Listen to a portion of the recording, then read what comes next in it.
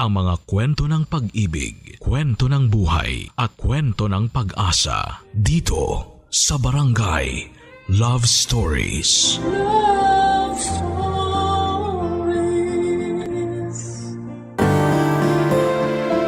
Minsan sa ating buhay ay dumarating ang isang tao na magpaparamdam sa atin na tayo'y espesyal. Ngunit paano kung ang dating pagmamahalan ay unti-unting mapalitan ng puot? Ikaw kabarangay, ano ang kaya mong gawin at tiisin alang-alang sa pag-ibig? Dear Papa Dudut, magandang araw po sa inyo at sana ay matanggap ninyo ang sulat ko na ito. Ako nga po pala si Astrid at kagaya lang din po ako ng karamihan sa atin. Gusto ko lang makaramdam ng tunay na pagmamahal. Ito rin po ang naging dahilan kung bakit ang dami ko nang pinagdaanan na boyfriend. Nakakahiya man pong aminin pero palagi po akong may jowa simula noong nag-high school ako hanggang sa nakapagtapos na ako sa pag-aaral. Pero karamihan sa mga karelasyon ko noon ay hinihiwalayan ko rin. Kasi yung iba sa kanila ay boring tapos yung iba naman ay masyadong seryoso. Isa po kasi akong happy-go-lucky girl, Papa Dudut. At ang gusto ko sa buhay ay yung boyfriend na magbibigay sa akin ng exciting na experience. Yung tipong hindi boring at hindi masyadong seryoso sa buhay. At mukhang sinagot ni Lord ang prayers ko kasi dumating ang araw na nakilala ko si Dale. Gwapo si Dale at siya mismo ang tipo ng lalaki na gusto kong makasama sa panghabang buhay. Palagi po ako nag-i-enjoy tuwing kasama ko siya at nasa kanya na talaga ang katangian ng isang lalaki na gusto ko. At nasa isip ko noong mga panahong yon ay sobrang swerte ko naman na naging boyfriend ko si Dale. Pero hindi rin nagtagal yung mga maliligaya na moments namin ni Dale kasi habang tumatagal yung relasyon namin ay unti-unti ko ring nararamdaman na playboy siya. Yung charm na ginagamit niya para mapaibig ako sa kanya ay yun din mismo ang ginagamit niya para mapaibig niya ang ibang mga babae. Ilang taong ko pong pinagtiisan ang pagkababaero ni Dale. May mga kaibigan ako na nagsasabi na nakikita daw nila si Dale sa pampublikong lugar na may kasamang ibang babae. Nung una'y patay mali siya lamang ako sa mga sumbong sa akin ng mga kaibigan ko. Kasi in love po talaga ako kay Dale. At pakiramdam ko ay parang hindi ko na kaya na mawala siya sa buhay ko. Kasi nasanay na ako na siya yung kasama ko sa pang-araw-araw. Pero may isang beses na hindi ko na talaga kinaya. Kasi habang natutulog si Dale sa inuupahan namin na apartment ay nakialam ako sa cellphone niya. At kahit may password yung cellphone niya ay nakita ko pa rin sa lock screen niya na may notification o mensahe galing sa isang babae na sinasabihan siya ng I love you. At doon na po nagsimulang magwala. Nagwala ako kasi sinagad at inabuso na ni Dale ng lubusan ang pasensya ko.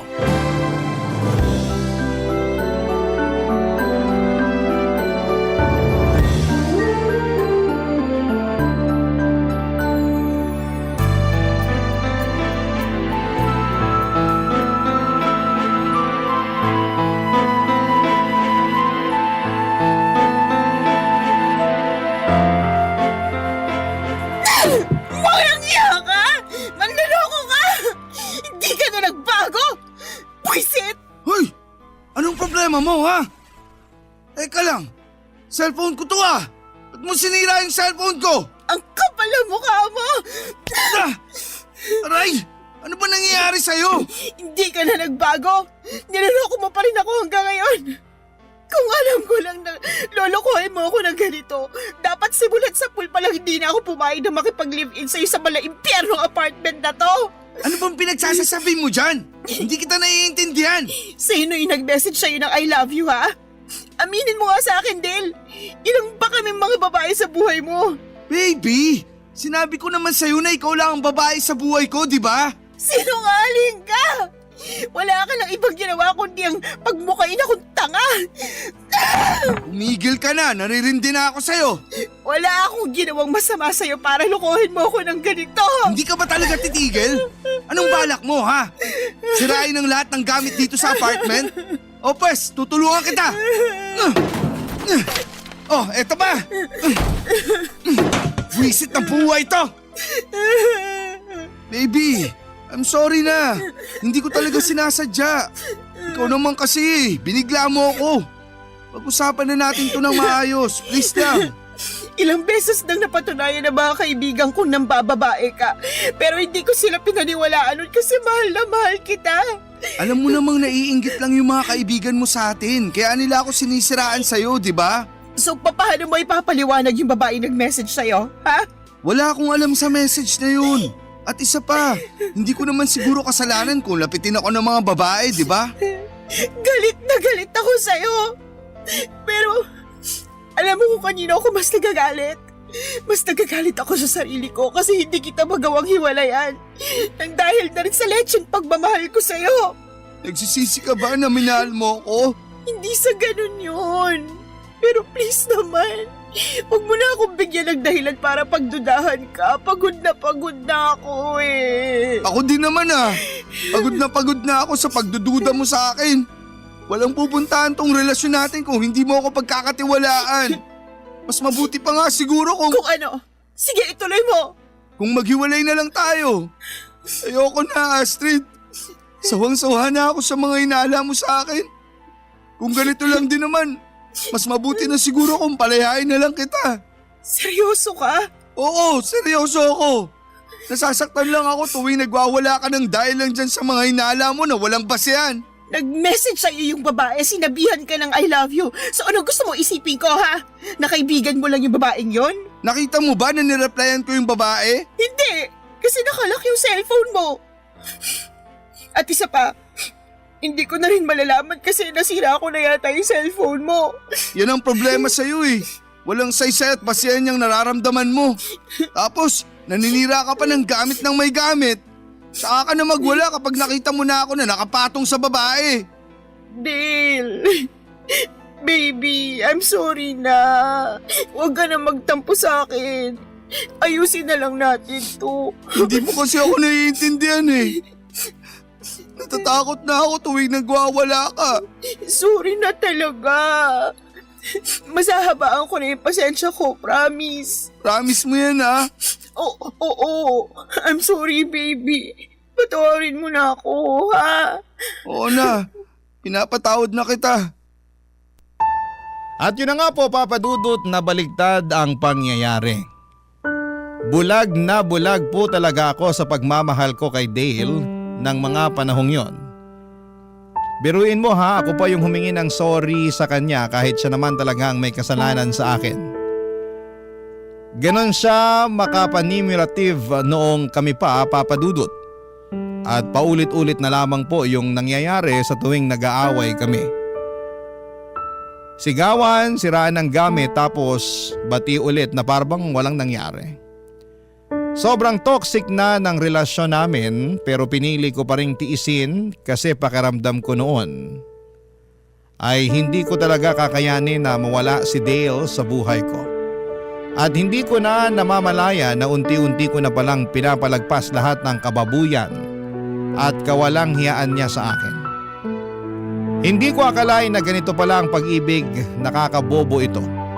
Kaya mong isantabi ang pride mo, ang dignidad mo, lahat-lahat na. Para lamang makaramdam ka lang ng kahit kaunting kaligayahan. Para mas malinaw po sa mga kabarangay ninyo kung gaano kagulo ang relasyon namin ni Dale, ihahalin tulad ko po ito sa isang babuyan.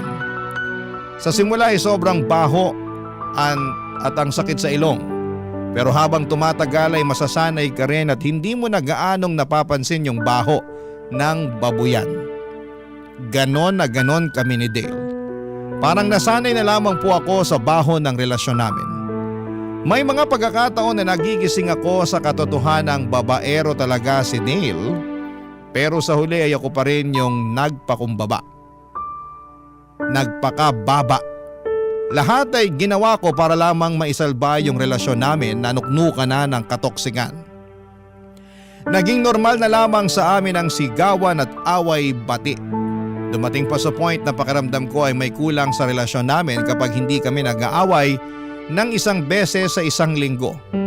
Pero lumipas ang ilang linggo, Papa Dudut, at kahit papaano ay natauhan na rin po ako. Isang araw palihim kong sinundan si Dale noong nagpaalam siya sa akin na lalabas daw siya. At noong nakabuntot ako sa kanya, doon ko mismo nakita na may kasama siyang ibang babae. Doon na rin po ako nagising at napaisip na baka panahon na talaga para palayain ko na ang sarili ko mula sa ganitong klase ng pakikipagrelasyon, Papa Dudut.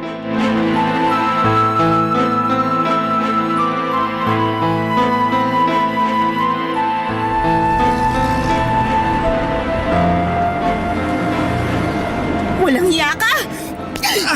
Ngayon mo sabihin sa akin na hindi mo ako niloloko. Sige na, umalis ka na! Hoy, babaeng malandi, bumalik ka rito! Astrid, baby! Hayaan mo na siya! Please, wag mo na siyang sugurin! Ang kapal na mukha mo! Manloloko! Parang awa mo na, wag dito! Ang daming tao, nakakahiya! Ang swerte din naman ng ibang tao, no? At di sila binigyan mo sila ng kahihiyan. Eh ako, kailan mo pa ako bibigyan ng kahihiyan, ha? Huwag kang malisyosa! Magkaibigan lang kami noon, ano ka ba? Magkaibigan? Eh kulang na nga lang halikang kanong haliparot na yun eh. Alam mo, napaparaning ka na. Sa tingin ko, panahon na para magpakonsulta ka sa psychiatrist. Sinasabi mo bang baliw ako? Bakit, hindi ba? Gusto mo ng baliw? Pues ibibigay ko sa'yo. Nakikita mo tong bato na to? Tingnan mo nang maigi tong gagawin ko. Uy, anong gagawin mo? Lumayo ka sa motor ko! Etong nababagi sa motor mo. Nasisiraan ka na ba ng bait? Higilan mo yan! Binili ko ang motor na to para sa'yo. Pero hindi ko akalain na gagamitin mo lang pala to sa pampababae mo. Ibang klase ka rin, ano? Pues, tingnan na lang natin kung may magagamit ka pa. Nababalo ka na talaga! Huwag mong pagdiskitahan yung motor ko! Utang na loob, tumigil ka na! Sige, subukan mo lumapit sa akin. At sa'yo ko na talaga ihahampas to. Siraulo kang babae ka! Tinan mo tong ginawa mo! Wasak na yung motor ko! Pasalamat ka at hindi ang mukha mong winasak ko. Kung tutuusin, kasalanan mo kung bakit tayo umabot sa ganito eh. Paano ko naging kasalanan, ha? Eh, ikaw tong palaging nagwawala tuwing may problema tayo. Ano bang punot dulo ng mga problema natin, ha? Hindi ba't yung pambababae mo? Mali! Nagkakaproblema tayo kasi masyado kang selosa. So, ano gusto mong gawin ko? Palakpakan ka habang nilalandi ka ng kabit mo. Sa'yo na rin mismo nang galing. Ako ang nilalandi nila. Hindi ko na kasalanan kung lapitin ako ng mga chicks. Ang sabihin mo, nilalapitan ka ng mga babae kasi nagpapalandi kang hayop ka. Masyado kang overprotective. Ayoko na, Dale. Ayoko na. Pagod na ako. Aalis na ako. Bahala ka na sa buhay mo. Sandali lang. Bitiwan mo ako, ano ba? Hindi naman natin kailangan maghiwalay eh. Alam mo naman kung gaano kita kamahal, di ba? Hindi. Hindi ko alam kasi paulit-ulit mo na lang ako sinasaktan. Kalimutan na natin to, please. Pinapatawad na kita sa pagsira ng motor ko. Huwag mo na akong iwalayan. Parang awa mo na. At sino nagsabi sa'yo na humihingi ako ng tawad sa pagsira sa motor mo, ha? Hindi ko pinagsisisihan ng pagsira ako sa lecheng motor na yan. Baby, ang tindi na ng galit mo ah. Sa tingin ko, kailangan na natin magpa-check up sa psychiatrist para mas makontrol mo yung galit mo. Talaga ba? Oo! Ah! Ayan, para yan sa pambababae mo. Ah! At yan, para yan sa panggagaslight mo sa akin. Grabe, Dale. Napaka-manipulative mo. Muntik mo na ako mapaniwala na akong problema at hindi ikaw. Alam mo ikaw, sumusobra ka na! Bitiwan mo ako! Namumuro ka na sa akin! Tingnan mo tong ginawa mo sa pisngi ko! Namumulat ang hapdi na sa kakasampal mo! Kulang na kulang pa yan sa lahat ng atraso mo sa akin. Bitiwan mo ako kung di tatawag ako ng pulis. Astrid! Ayusin na natin to, please! Hindi na natin maaayos ang matagal ng sira. Simula sa araw na to, ayaw ko na makita yung pagmumukha mo. Tapos na ako sa'yo! Hindi naging madali para sa akin na palayain si Dale pero kinailangan ko talagang gawin yon. Kasi paulit-ulit na lamang niya akong niloloko. At noong mismong araw na yon ay bumalik ako sa apartment na tinitirhan namin ni Dale at dali-dali kong kinuha ang mga gamit ko at nakituloy na ako sa boarding house ng pinsan ko. Sa araw din na yon ay nagpasalamat ako sa Diyos kasi kahit masakit ay binuksan niya ang mga mata ko sa katotohanang hindi na magbabago si Dale. Parang nasa dugo na talaga niya ang pagiging chick boy. Pero kahit tinapos ko na ang sobrang toxic namin na relasyon ay hindi ko pa rin naiwasang malungkot. Hindi kasi ako sanay na wala si Dale. Pakiramdam ko na mga panahon na yon ay mag-isa na lamang talaga ako sa mundo. Ang totoo niyan, Papa Dudut, ay tawag pa rin siya ng tawag sa cellphone ko. Pero hindi ko na sinasagot ang mga tawag niya kasi kahit miss na miss ko na siya, mas nangingibabaw pa rin yung sakit na iniwan niya. Iba po talaga yung pakiramdam kapag mismo mga mata mo ang nakakita ng kataksilan ng partner mo. At tuwing naaalala ko yung time na nakita ko sila ng babae niya, mas lalo lang akong nagagalit kay Dale. Aaminin ko na mahal ko pa rin si Dale pero sa huli ay nanaig ang respeto ko sa sarili ko. Yun ang naging dahilan kung bakit hindi ko na siya muling binalikan. Tapos na ako sa pagiging tanga at tapos na rin akong magpaloko. At alam ko sa sarili ko na hindi ko kailanman deserve na masaktan ng taong minahal ko ng buong buo. Ang maipapayo ko lang talaga sa mga nakakarinig o nakababasa ng kwento ko kung sinasaktan na kayo ng partner ninyo ay huwag nyo nang hintayin pang lumala. Hiwalayan nyo na. Marami kasing klase ng pananakit hindi lang sa pisikal kundi pati na rin sa emosyonal. At minsan mas masakit pa nga yung sugat na hindi nakikita ng mga mata natin. Kung paulit-ulit na lamang kayong inaabuso ay huwag nyo nang patagalin pa at tapusin nyo na kaagad. Parang MRT lang yan. Kung mananatili ka sa MRT kahit alam mong lagpas ka na, mas lalo ka lang mapapalayo sa tamang destinasyon. At mas mahal na rin ang babayaran mo na tiket pabalik sa tamang destinasyon. At isa pa, Papa Dudut, ay hindi na uso ang martir ngayon. Hindi porket martir ka mas happy ending na sa huli. Sa mga teleserye siguro ay oo. Pero sa totoong buhay ay mas lalo ka lamang malulugmok at masisiraan ng bait kung patuloy ka na magpapakamartir sa tao na walang ibang ginawa kundi ang pagsamantalahan at abusuhin ka, Papa Dudut. Barangay Love Stories. Barangay Love Stories. Lumipas ang mga linggo at unti-unti na ring akong nakabangon mula sa sakit na iniwan ni Dale.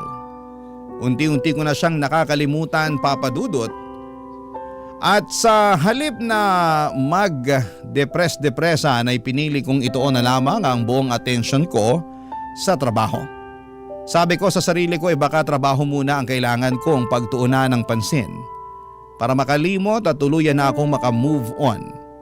Maswerte rin talaga ako, Papa Dudut, kasi lahat ng katrabaho ko sa bar, mababait at supportive sila.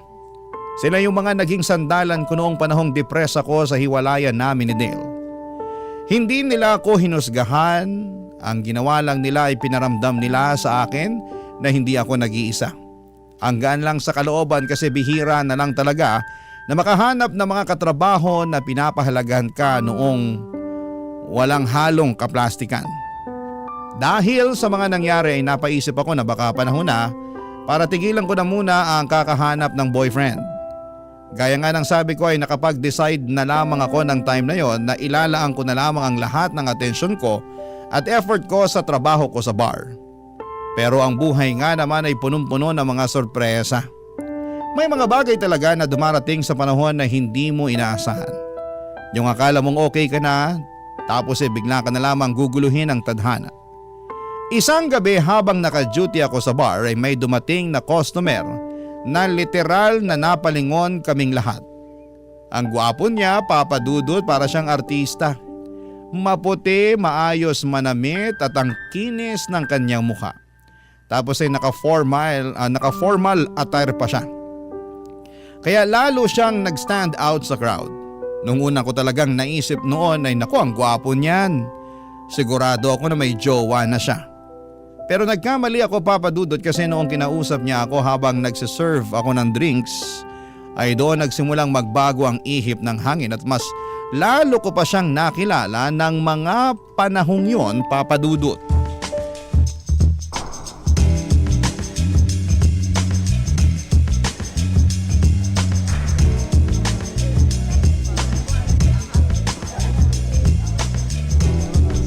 Sir, excuse me lang po. Eto na po pala yung in-order niyong drinks. Baka gusto niyo pa pong umorder? Okay na to. Salamat ha. Sige po, thank you din. Miss, teka lang. May kailangan pa po ba kayo? Wala naman. Bakit ganyan po kayo makatitig sa akin? I'm sorry. Nagagandahan lang kasi ako sa'yo eh. Si Sir talaga oh. Thank you. Ako nga pala si Justin. Astrid. Nice to meet you, Astrid. Matagal ka nang nagtatrabaho dito? Opo, lagpas 1 taon na rin. Ang totoo niyan, nagtataka nga ako eh. Kung bakit nagkatrabaho ka pa. Ha? Bakit naman po? Kasi sa ganda mong yan, deserve mong pagsilbihan ka ng isang tao na mamahalin ka habang buhay. Hindi naman po ako na-inform na bolero pala kayo. Uy, hindi kita binobola ah. Hindi kaya ako marunong magsinungaling. Si Sir talaga. Ay, hala, pasensya na po talaga kayo pero break ko na kasi bawal po kasi kami dito sa loob ng bar kapag naka-break kami. Ganun ba? Sige, mag-break ka na muna. Nang sa ganun hindi ka mapagod at makapagpahinga ka naman. Thank you po talaga. Enjoy your drinks po. Mauna na muna ako.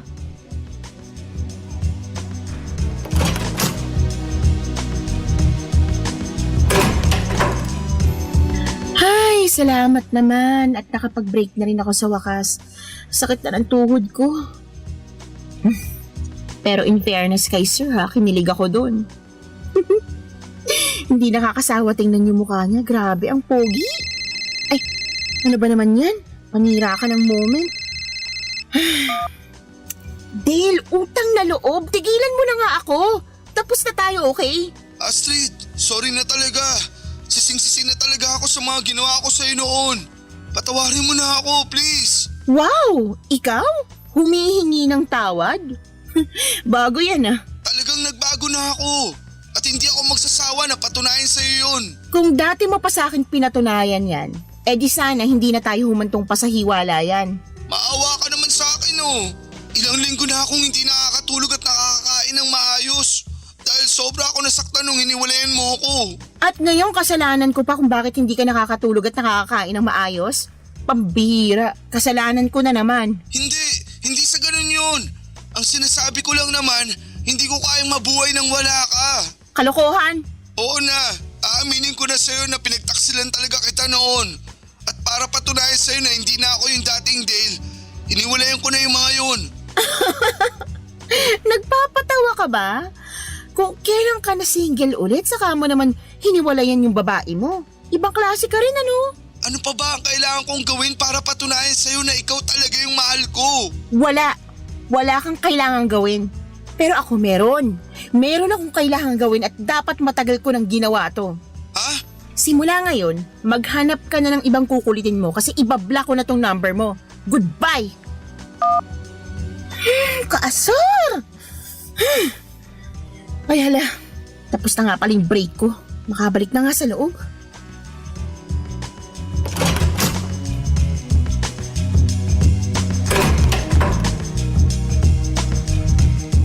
Astrid, Oh, sir, may kailangan po ba kayo? kailangan ko ng tulong mo. Ha? May problema po ba? Meron. Nawala ko kasi yung number ko eh. Pwede ko ba muna hingin yung number mo? Si sir talaga, patawa. Sige na naman. Pagbigyan mo na ako. Sige na nga. Eto yung cellphone ko. Pakilagay na lang yung number mo dyan. Oh, ayan. Ayos. Thank you ah. Pwede ba kitang tawagan mamaya pagkatapos ng shift mo? Kayo po bahala. Basta antayin mo na lang mamaya yung tawag ko ah. Sige po. Ay, sir, maiman ko na muna kayo ha. Magbabayad na yata yung customer sa table number 4.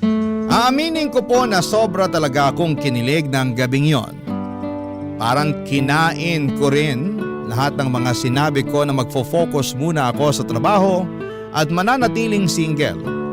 Kasi to be honest, Papa Dudut ay hindi talaga ako nakapag-focus sa trabaho habang kinakausap ko si Justin.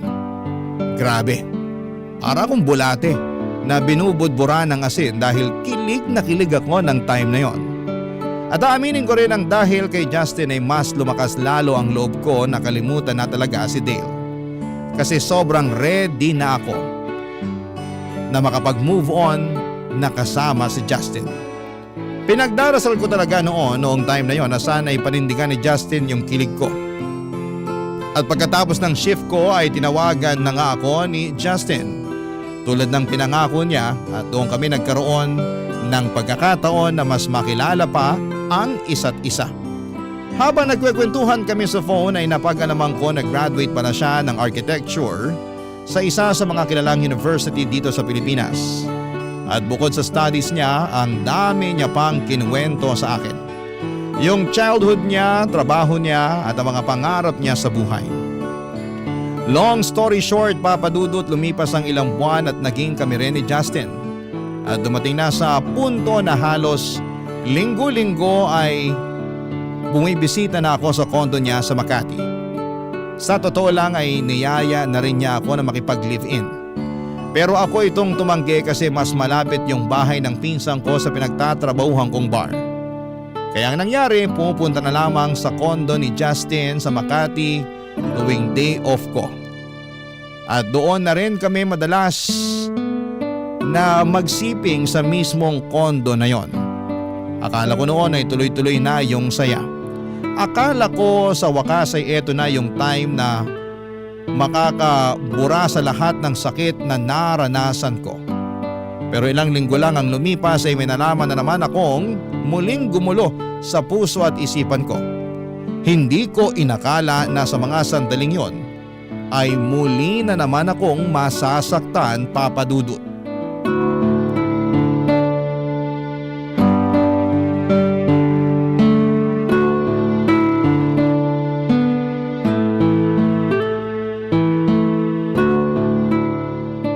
Mahal, sobra ako nag-enjoy dun sa ginawa natin kanina. Ako din, mahal. So ano, next week ulit? Next week? Ang tagal. Bukas na lang kaya. Ikaw bahala. Maliligo muna ako. Dito ka muna sa kama ha. Magpahinga ka lang dyan. Sige, I love you. I love you too.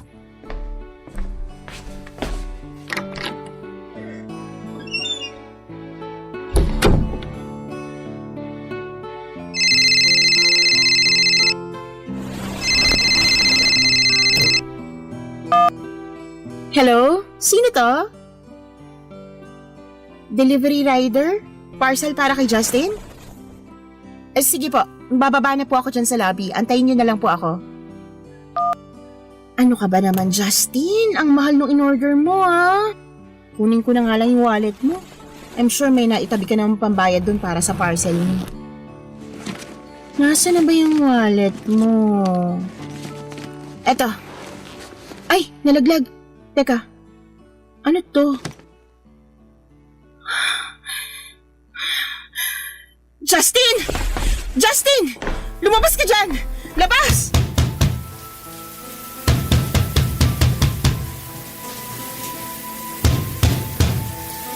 Mahal, tinawag mo ba ako? I'm sorry, hindi kita marinig ng maayos. Ang lakas kasi ng shower eh. Lumabas ka dyan ngayon din! Sandali lang.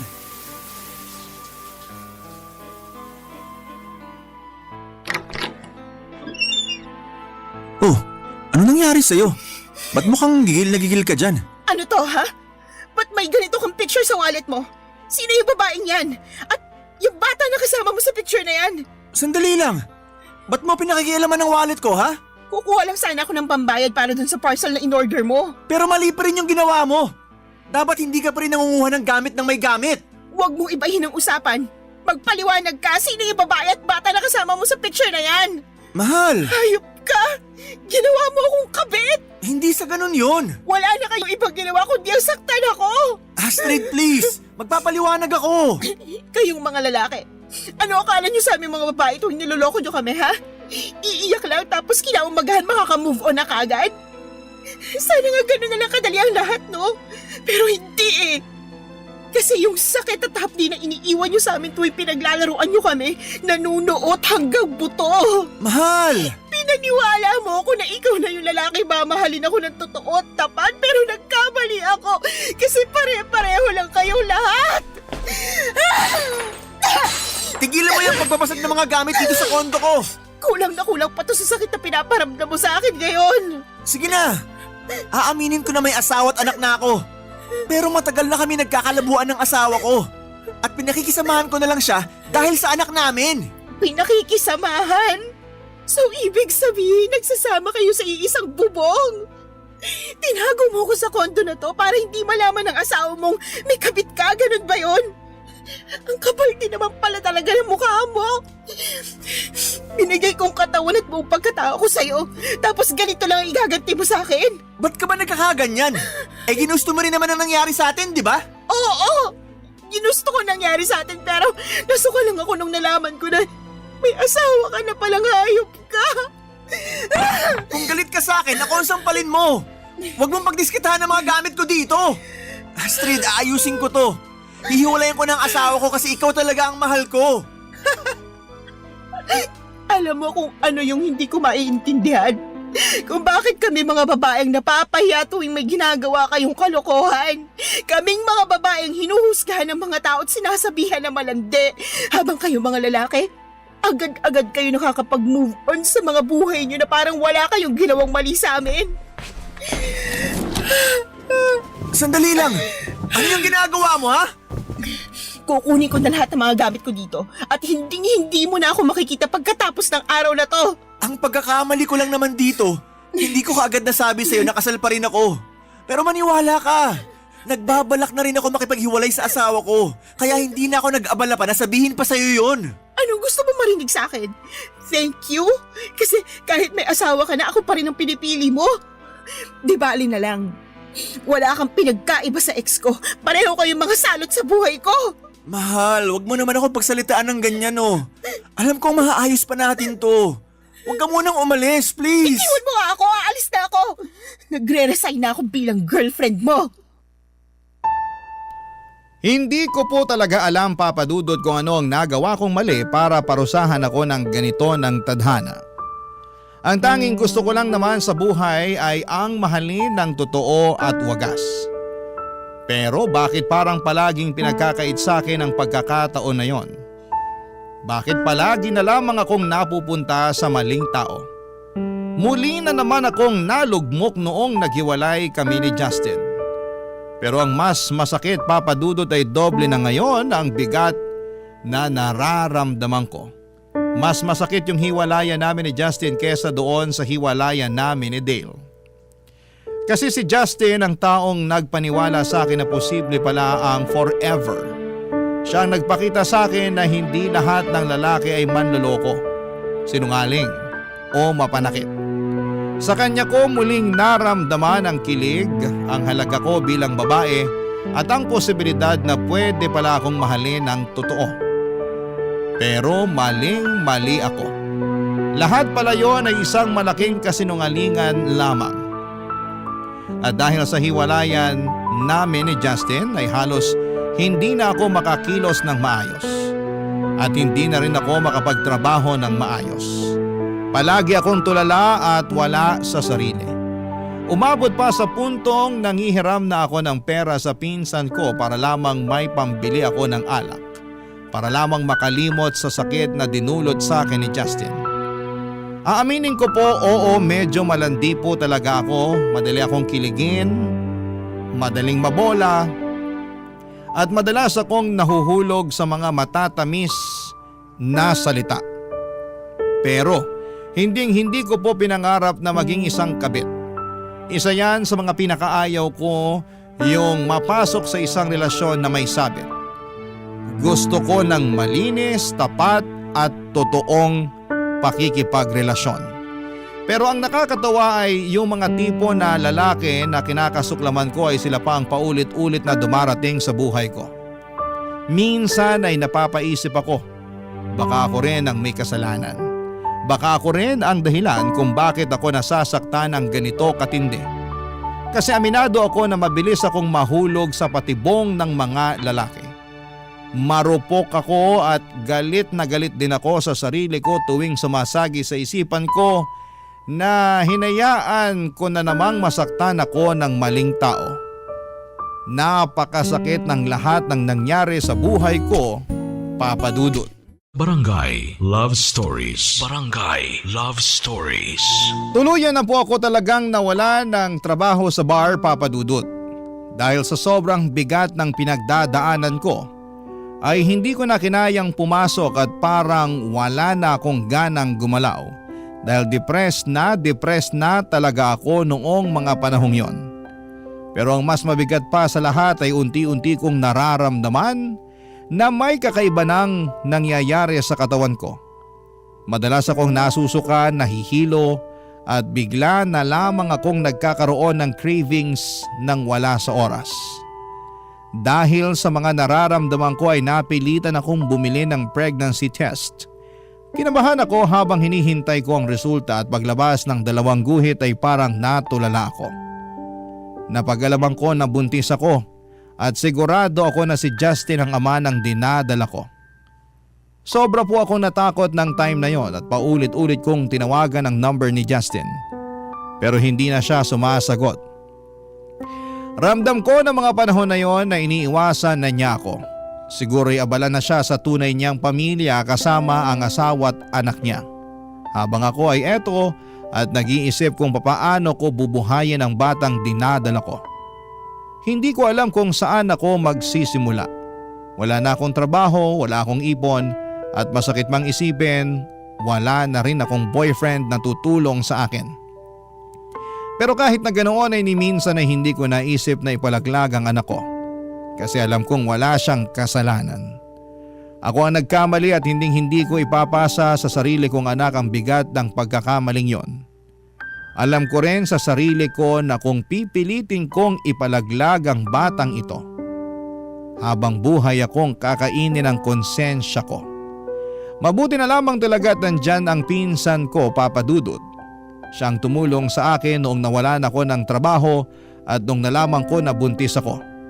At biglang pasasalamat ay ginagawa ko ang lahat ng kaya kong gawin. Ako po ang nag-aasikaso ng bahay, naglilinis, naglalaba at nagluluto. Sobrang bait talaga ng pinsan ko na yon at hindi ko alam kung anong klaseng milagro ang ginawa ko para tulungan niya ako ng sobra-sobra. Pero isang araw habang akala ko'y unti-unti na ako nakakabangon ay bigla akong nakatanggap ng tawag mula sa isang unknown number. At pagsagot ko sa tawag na yon ay isang boses ang narinig ko. Isang boses na muli na namang babago sa takbo ng buhay ko, Papa Dudut.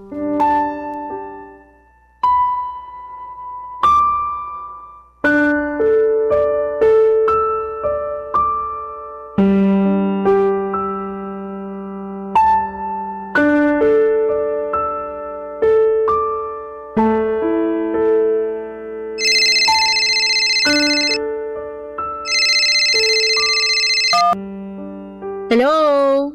Astrid, Sino to? si Dale to. Ha? Bagong number to.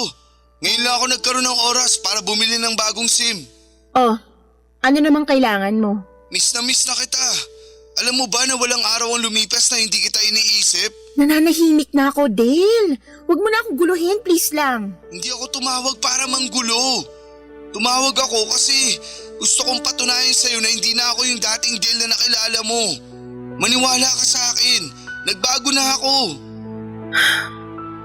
Ang totoo niyan, hindi ko na nga alam kung mapagkakatiwalaan pa kita eh. Grabe yung sakit at trauma na dinulot mo sa akin. At pinagsisisihan ko na yun. Kaya nga ako lumalapit sa'yo ngayon kasi gusto kong makabawi sa lahat ng nagawa ko sa'yo noon. At mapapatunayan ko lang sa'yo na nagbago na ako kung bibigyan mo ako ng chance. I'm sorry, Dale, pero ang dami ko na rin kasing pinagdaanan nung naghiwalay tayo. Niloko ko ng boyfriend ko at hanggang ngayon galit na galit pa rin ako sa mga lalaki. Sandali lang, pinalitan mo na ako kaagad nung naghiwalay tayo? Parang gano'n na nga. Di bale, tapos na yon. Andito na ulit ako para iparamdam sa'yo na hindi ka dapat sinasaktan. Kung bibigyan mo lang ako ng isa pang pagkakataon, pinapangako ko sa'yo na hindi ko nasasayangin to. Sa katunayan nga, dito pa rin ako nakatira sa apartment kung saan tayo nagli-live-in dati. Natatandaan mo pa ba na ikaw mismo ang pumili ng apartment na to? Kasi nagagandaan ka sa design ng pader. Oo. Kahit nung naghiwalay na tayo, hindi ako umalis sa apartment na to kasi gusto ko na palagi kitang naaalala. Gusto kong i-cherish yung mga magaganda nating memories. Pero Dale, tapos na yun. Pero hindi pa naman huli ang lahat, di ba? Pwede pa tayong bumuo ng mga bagong alaala. Basta papasukin mo lang ulit ako sa buhay mo.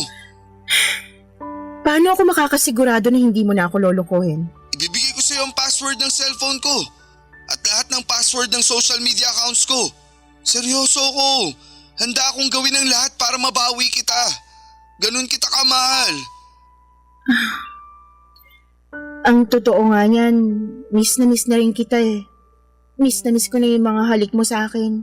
At miss na miss ko na rin yung ikaw kaagad ang nakikita ko tuwing gumigising ako sa umaga. Ganun din ako. Miss na miss ko na yung pagbubunganga mo sa akin. Ah, ganun ah. Gusto mo makatikim sa akin? I love you, baby. I love you too, baby ko. Wag mo na ulit gagawin yun, ha? Ha? Ang alin? Yung palitan ako. Aaminin ko, medyo nasaktan ako nung sinabi mo na nagkaroon ka ng boyfriend pagkatapos natin maghiwalay. Pero Masisisi mo ba ako? Sobra kaya ako nasaktan nung naghiwalay tayo. Siyempre, kinailangan ko rin mag-move on kahit papano. ikaw lang naman itong nakipaghiwalay sa akin eh. Ha? Ganun ba? Ewan, nakalimutan ko na. Ang baby ko talaga sobrang makalimutin. Pero okay lang yun. Kasi cute at maganda ka pa rin kahit nag-uulyanin ka na. Hoy, ang kapal ng mukha nito. Sa ating dalawa, ikaw kaya itong mas mukhang ulyanin. Oo na, pagbibigyan na kita. Ako na yung ulyanin at uugod-ugod. Nga pala, nasaan ka ngayon? Nandito ako sa bahay ng pinsan ko. Dito na rin ako nakatira ngayon. Ganun ba? Kumusta ka naman dyan? Eto, okay naman. Pero medyo maingay paminsan-minsan kasi may nagko-construction sa tapat ng bahay namin eh. Buti na lang talaga at mukhang naka-day off yung mga construction workers nila ngayon. Kawawa naman pala ang baby ko. Che? Pero hindi mo na kailangang problemahin yan. Kasi susunduin na kita mamaya, ha? Ano? Biglaan naman yata yan. Dito ka na ulit sa apartment tumira kasama ko. Narealize ko rin na sobrang lungkot pala nitong apartment kapag wala ka. Pero maayos na kasi yung kalagayan ko dito sa pinsan ko. Nasibak ako sa trabaho at yung pinsan ko ang pansamantalang tumutulong sa akin. Ano? Bakit ka naman nasibak sa trabaho? Sobra kasi akong na-depressed nung naghiwalay kami ni Justin. Hanggang sa umabot sa puntong napapabayaan ko na yung trabaho ko. Kaya ayun. So Justin pala ang pangalan niya. Hindi ko kakalimutan ang pangalan na yan. Ako mismo ang bubugbog sa lalaking yan kapag nakita ko siya. Huwag ka nang magselos. Tapos na kami. Ano ka ba? Wala na yun. Basta. Dito ka na ulit titira sa apartment kasama ko, okay? Send mo sa akin yung exact location mo. Susunduin na kita mamaya. Pero... Huwag ka na magmatigas. Huwag kang mag-alala. Ako na ulit ang mag-aalaga sa'yo, ha? I love you.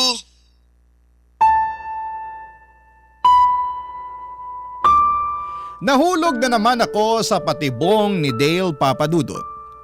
Bumalik lahat ng pagmamahal na nararamdaman ko para sa kanya.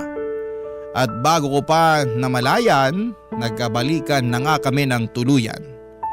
Alam kong marami sa mga kabarangay ninyo ang mapapailing sa desisyon ko na yon.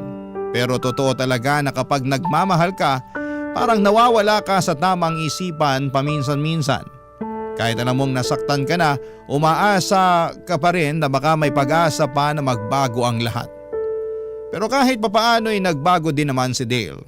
Mas naging sweet siya, mas maalaga at parang mas pinapakita niya na seryoso talaga siya sa relasyon namin. Dahil doon ay mas lalo lamang akong na-in love sa kanya.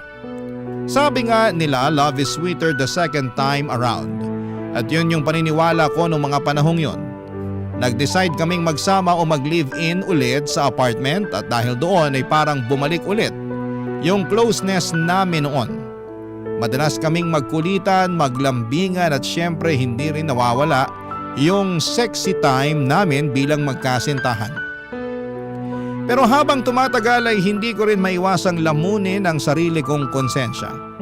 May tinatago kasi ako kay Dale, isang malaking bagay na alam kong pwedeng ikasira ng lahat. Hanggang ngayon ay hindi pa alam ni Dale na buntis ako. Si Justin ang ama ng batang dinadala ko. Papadudot, araw-araw ko nininervyos ng panahon na yon. Iniisip ko kung kailan nga ba ang tamang panahon para sabihin ko kay Dale ang katotohanan. Natatakot ako na baka hindi niya matanggap ang pagbubuntis ko at baka layuan na niya ako ng tuluyan. Pero kinalaunan ay naglakas loob na rin po akong sabihin kay Dale ang katotohanan. Noong sinabi ko na kay Dale ang totoo ay bigla siyang nagbago, Papadudot. Para bang bumalik yung dati niyang ugali. Yung mainitin ang ulo at wala sa sarili. Nagwala siya dahil hindi niya matanggap na may dinadala akong anak na ibang lalaki ang ama. Sobra yung naramdaman kong takot noon kasi pakiramdam ko ay babalik na naman kami sa madilim na parte ng relasyon namin. Ang sabi na lamang niya sa akin ay gusto niya daw munang mapag-isa at bibili na lamang daw muna siya ng alak sa tindahan. Bumalik si Dale sa bahay na may daladalang isang kahon ng beer. Doon siya pumwesto sa labas ng apartment at uminom ng mag-isa. Sobrang ko nalungkot sa sitwasyon at pumasok na lamang ako sa kwarto namin at nagtulog-tulugan na lamang ako. Kasi ayaw ko na rin kausapin si Dale sa takot na baka sigawan niya lamang ako. Makalipas nga ang ilang oras, noong akala ni Dale na tulog na ako ay narinig ko siya na may kinakausap sa cellphone. Natakot ako kasi baka nang bababae na naman siya. Pero Papadudot, mas lalong nayanig ang mundo ko nung palihim akong lumapit sa pintuan para pakinggan kung sino ang kinakausap ni Dale at doon ko mismo natuklasan ang isang bagay na sumira sa ilusyon ko, Papadudot.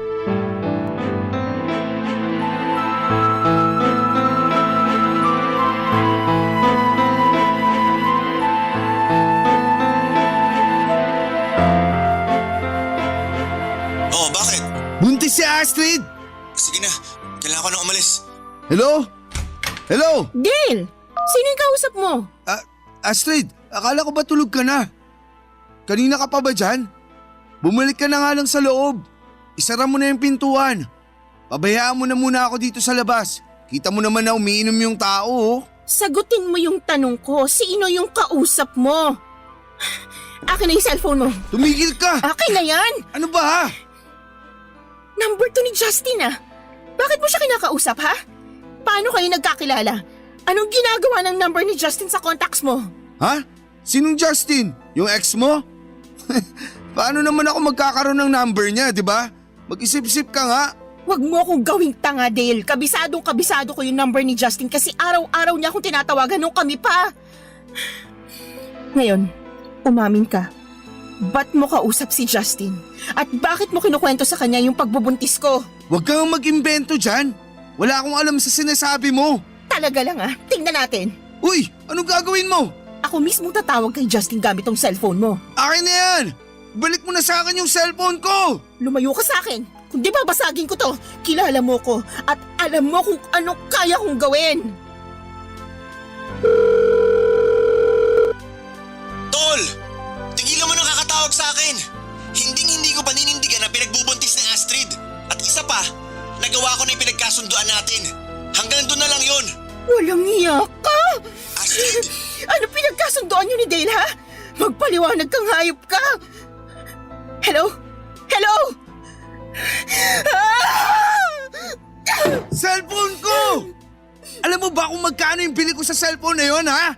Mas mahal pa yung sa buhay mo. Tapos sisirain mo lang? Gusto mo talagang malaman yung totoo, ha? Kababata ko si Justin at inutusan ko siya na bantayan at bakuran ka nung naghiwalay tayo kapalit ng pera. So ano, masaya ka na? Napakawalang iya mo! Ginawa mo akong boba! Sana hindi na lang kita nakilala eh.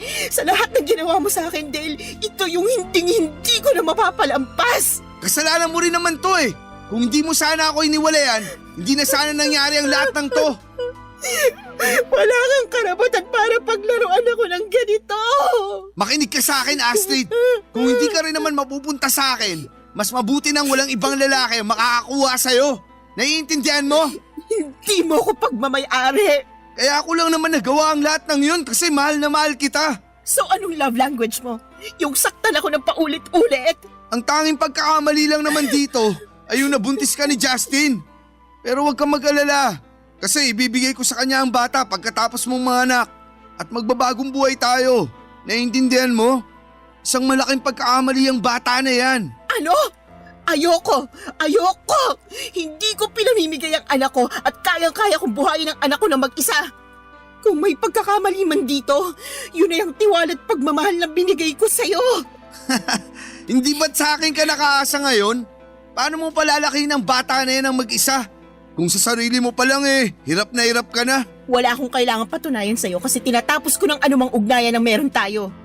Tinatapos ko ng walang kwentang relasyon na to. Hindi ka aalis, Astrid! Dito ka lang! Hindi na ako makakapayag na hiwalayin mo pa ako uli. Kulang pa ba yung sakit at traumang dinulot mo sa akin? Ano? Hindi ka ba titigil hanggat hindi mo ako napapatay? Ikaw lang naman kasi ang nagpapakomplika sa mga bagay-bagay.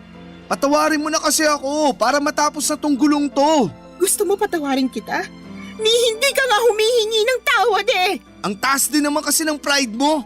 Dapat nga magpasalamat ka pa at binalikan pa kitang babae ka. Alam mo ba na ang daming babae nagkakandara pa sa akin? Kung makapagsalita ka, akala mo naman pinikot kita? Tapos na ako sa panggagaslight mo sa akin. Aaminin ko, naawang-awa ako sa sarili ko dahil sa paulit-ulit mo akong pinagmumukhang tanga. Pero alam mo kung saan ako mas naaawa? Mas naaawa ako sa magiging jowa mo. Ipagdarasal ko na lang na sana hindi sila matulad sa akin. Ipagdarasal ko na lang na sana hindi sila mahulog sa bitag mo. Ipagdadasal ko na lang na sana magkaroon sila ng lakas ng loob na layuan ka habang maaga pa. At ipagdadasal ko na lang na sana mabulok ka na sa impyerno. Nagtapang-tapangan na lamang ako ng gabing yon pero ang totoo niyan, takot na takot talaga ako kay Dale noong araw na yon. Hindi na pagmamahal ang pinapakita niya sa akin kung hindi obsession na. Hindi ko inakala na aabot sa punto na pinababantayan niya pala ako kay Justin kasi natatakot siya na baka makuha ako ng ibang lalaki. Isang malaking kasinungalingan lang pala yung relasyon ko kay Justin at si Dale ang may pakana ng lahat ng ito. Papadudot sobrang bigat po talaga ng trauma na idinulot ng pangyayaring yon sa akin. Kaya noong araw na yon ay hindi na ako nagdalawang isip na lumaya sa apartment namin at dumiretso ako sa presinto para ipablatter siya, papadudot. Pagkatapos kong makuha ang blatter report ay pinicturean ko ito at sinend ko kay Dale sa Facebook para malaman niya na hindi niya ako pwedeng lapitan kailanman. Dumiretso na rin po ako sa bahay ng pinsan ko pagkatapos noon at sa totoo lang ay hindi ko alam kung saan ako pupulutin kung wala siya. Sa lahat ng kagagahan ko ni minsan ay hindi ako hinusgahan ng pinsan ko na yon. Siya lang talaga ang umiintindi sa akin sa kabila ng mga naging desisyon ko sa buhay. At simula nang sinend ko kay Dale yung blatter report ay hindi na po siya nagparamdam. At mas naging tahimik na rin ang buhay ko. Pero hanggang ngayon ay dala-dala ko pa rin yung takot at trauma na iniwan ni Dale. At wala na rin po akong balita pa kay Justin. Tuluyan na lang siyang naglaho na parang bula. Ni hindi nga ako sigurado kung buhay pa yon. Ang tanging pinagtutuunan ko na lamang ng pansin ay ang pagbubuntis ko. Gusto kong paghandaan ng pagdating ng anak ko. Balang araw kapag naisilang ko na ang anak ko, maghahanap ako ng trabaho para makatulong sa mga gastusin sa bahay ng pinsan ko. Pero sa ngayon ay nagpapahinga muna ako at tumutulong na lamang ako sa mga gawaing bahay para may pakinabang din naman ako sa pinsan ko kahit papaano. Papadudot, hanggang dito na lamang po ang kwento ko at gusto ko lang pong sabihin sa mga kabarangay natin na sana'y huwag nating baliwalain ang mga senyales ng isang toxic na relasyon. Minsan kasi sa sobrang pagmamahal natin, iniisip na lang natin na normal lamang ang selos, sigawan at sobrang paghihigpit. Pero habang lumilipas ang araw ay hindi natin namamalayan na unti-unti na pala tayong nadidrain ito. Hindi selfish ang lumayo sa taong hindi na tayo kayang mahalin ng tama. Lahat tayo deserve yung pagmamahal na tahimik, totoo at hindi masakit sa pakiramdam. Yung pagmamahal na hindi kailangang ipaglaban araw-araw, kundi yung pagmamahal na kusa, buo at tunay na galing sa puso. Congratulations din nga po pala sa 1 million subscribers ninyo sa YouTube at maraming salamat po sa pagbibigay sa akin ng chance na maikwento ko sa inyo ang isa sa mga pinakamasakit na parte ng buhay ko. Ang inyong forever kapuso at kabarangay, Astrid. Ako, gigil na gigil talaga ako sa nangyayari sa kwento natin. O ikaw, kabarangay, kumukulo rin ba dugo mo? Pwede kang mag-iwan ng comment sa ating comment section. Ang mga kwento ng pag-ibig, kwento ng buhay at kwento ng pag-asa dito sa Barangay Love Stories. Love Stories.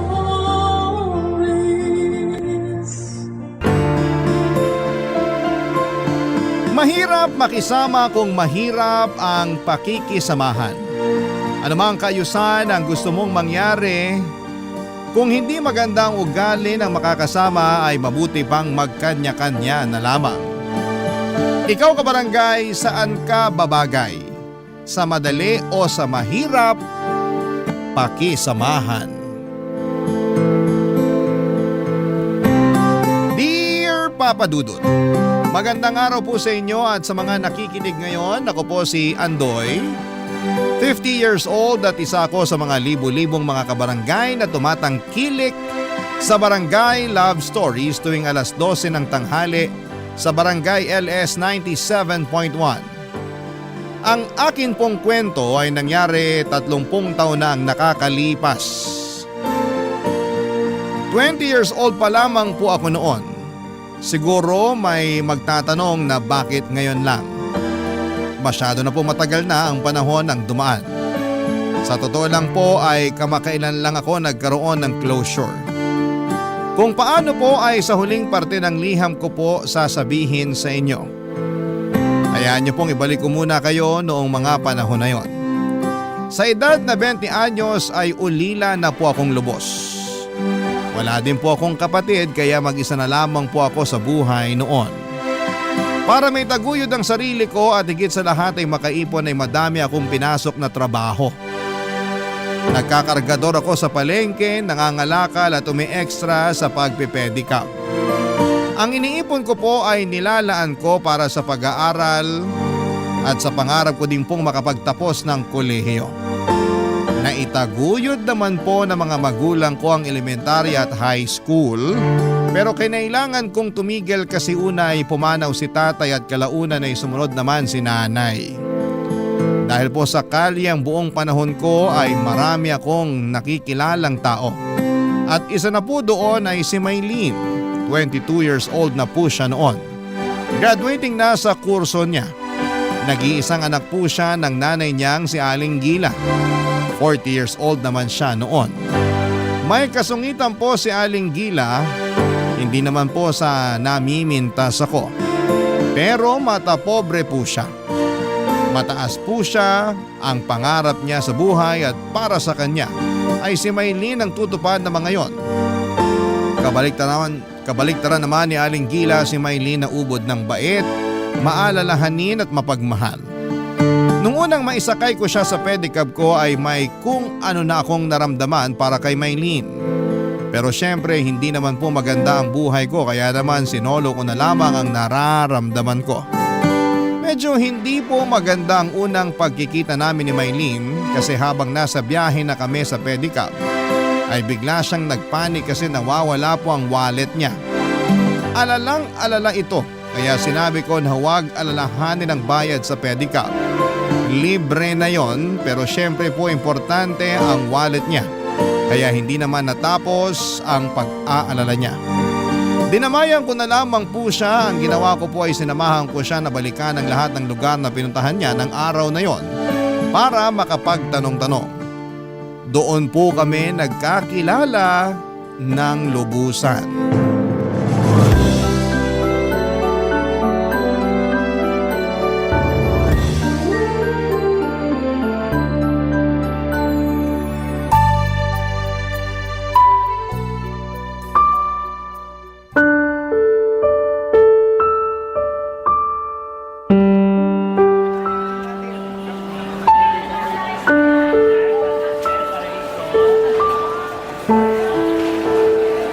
Miss, andito ako!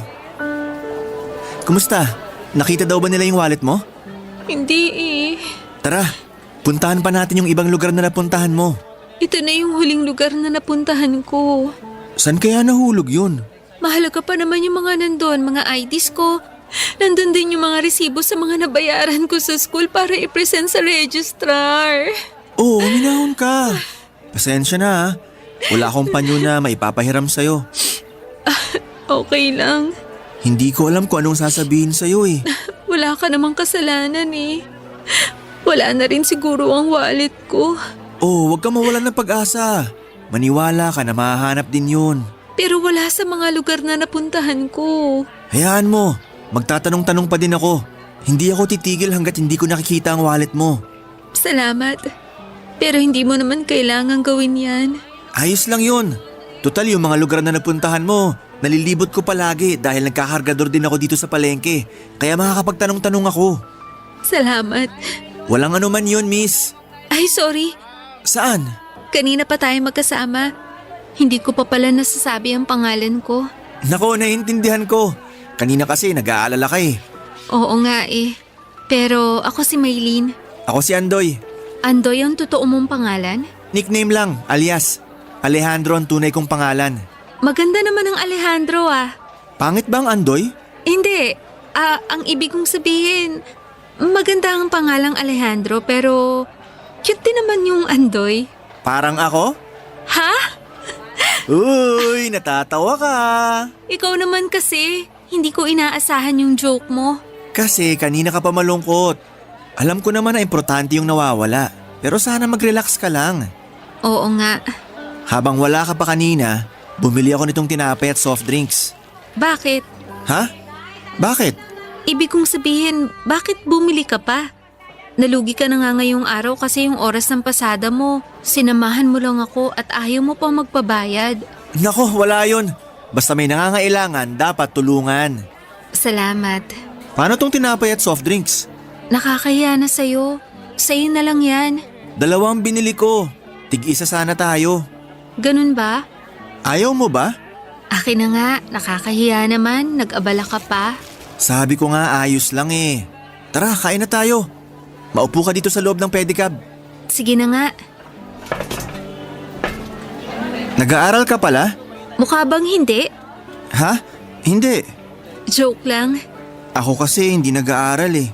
Sorry, wala akong ibig sabihin. Joke lang. Ay, ikaw talaga? Saan ka nag-aaral? Hindi nga ako nag-aaral. Joke ba yan o totoo? Totoo. Bakit ka natatawa? Na-counter joke kasi kita eh. Eh wala ka namang joke eh. Seryoso yung sinasabi mo. Ha? Oo nga. Kakainis ka. Aalis na ako. Uy, ito naman hindi na mabiro. Pinagagaan ko lang ang mga sitwasyon. Pinagagaan ko ang loob mo para wag ka mag-alala. At pinagagaan ko din ang loob ko na itawan na lang dahil hindi ako nag-aaral. Bakit ayaw mo mag-aral? Hindi naman sa ayaw. Wala pa kasing pere. Pero nag-iipon ako. Pag marami na akong naipon, mag-aaral uli ako. Ay maganda yan. Siyempre, para pag nagkaasawa ako at nagkaanak, mabubuhay ko sila. May girlfriend ka na? Wala ah. Pero sana magkaroon na. Darating yan. Dumating na. Ano yun? Wala. Sabi ko, kainin mo na yung tinapay.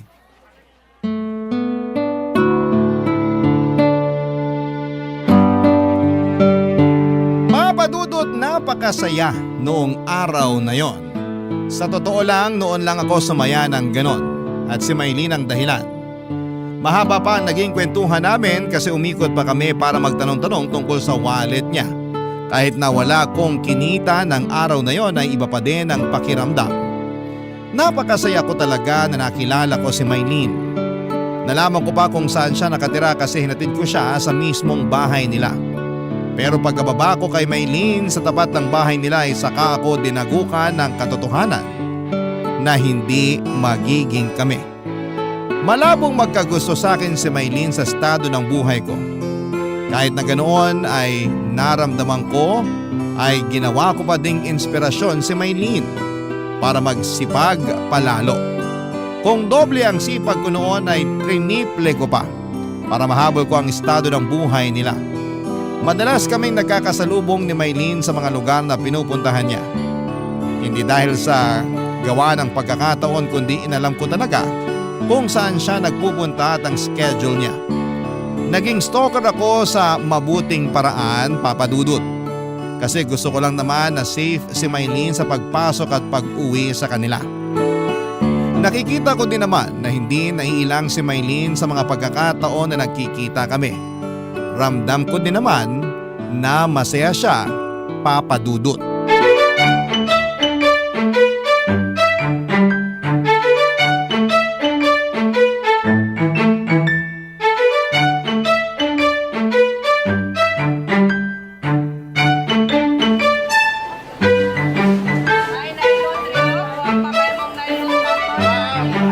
Kain ka lang ha.